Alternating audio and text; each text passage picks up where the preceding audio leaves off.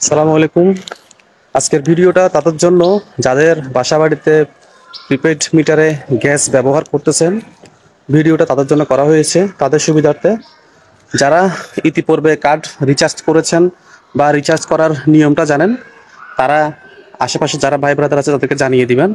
এবং যারা জানেন না কীভাবে প্রিপেড মিটারে কার্ড রিচার্জ করতে হয়, গ্যাসের মিটার, এই যে দেখতে পারতেছেন আমার হাতে একটা এই কার্ড আছে।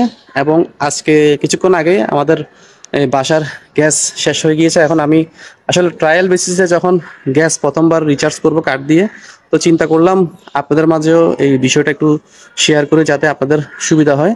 তো কার্ডটা নিয়ে যাচ্ছে একটি নির্দিষ্ট দোকানে, যেটা কর্ণফুলী গ্যাস ডিস্ট্রিবিউশন থেকে নমিনেটেড। এই দোকানে যাব এবং কার্ডটা রিচার্জ করব, এবং রিচার্জ করার পরবর্তীতে কিভাবে সেটা মিটারে ঢুকাবো সেই প্রসেসটা আপনাদেরকে দেখাবো।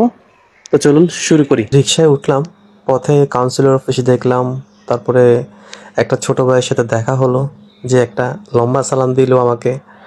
তারপরে বিশ্ব রোড মোড়, তার পরবর্তীতে আমাদের কাঙ্ক্ষিত গন্তব্য হালিশহর ফুলাতুলি বাজারে নকিব এন্টারপ্রাইজ। মাসুদ ভাই, ওনার সাথে দেখা হলো, ওনাকে বললাম বিস্তারিত।